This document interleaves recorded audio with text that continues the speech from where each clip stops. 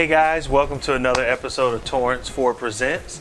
We're at a renovation project in the northwest corridor of Atlanta. Just wanted to talk through some things that you can share with your sellers as they get ready to list their renovation for sale. I've renovated a number of houses. I coach agents on renovating homes, and we've translated that into helping sellers, get their renovations ready.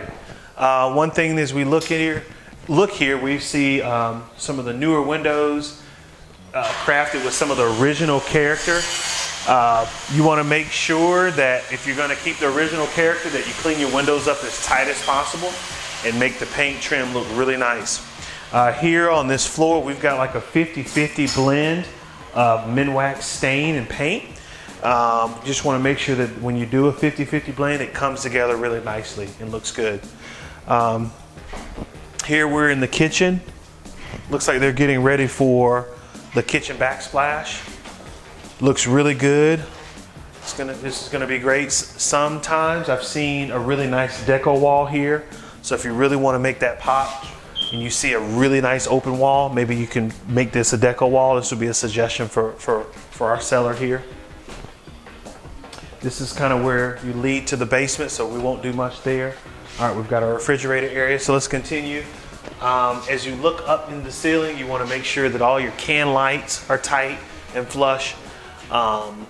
Here we've got 10-foot ceiling, so we were excited to go ahead and paint the walls the same color as the ceiling too. Make sure all your switches are flush and in good position. You want to make sure that your gaps aren't too wide with your shoe mold that goes down. As the hardwood floors are going into older 1920s homes, you want to make sure that the floors are settling nicely.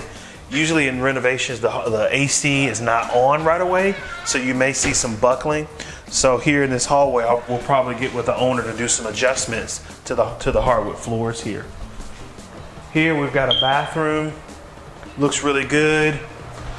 You make sure you want to do a nice decorative mirrors to really set this bathroom off. I see some nice decor on the tile. That's great. Good job. You want to make sure all your stoppers work properly in the tub, and we're doing good. One thing that another thing you want to focus on generally is sometimes you may renovate everything and the tile guys may put back the original vents. These either need to be sprayed or replaced. They're probably $7 or so I would highly recommend replacing them. Let's see what we got back here. This is a 3-bedroom, 2-bath, so I know the bedrooms are in the back. This was more of a secondary, so this is just a traditional bedroom. Nothing fancy there. But here we have a master bathroom that was added into the space. So let's see what was done. So you always want to make sure that your transition pieces are good. So here, it'll be a recommendation for the seller to really have a good transition piece as we go from one flooring material to the next. Once again, we want to have a nice, really nice pop of mirror in here. I'll let the cameraman come in and take a look at this here. We want a really nice mirror to give this room some pop. When you have minimal closet space, I always recommend to the owner that you double up on the closet rods, that is, so that you can add them from top to bottom, or leave blank so that you can give the customer an opportunity to do a design allowance for a closet system. We love to use Closets by Design. They've done really well by us here in Atlanta, and we're really happy.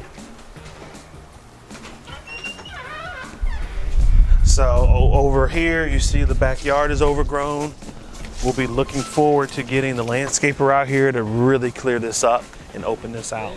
But this is more of a 50 by 200 feet deep lot. Can't wait to see the final product on this.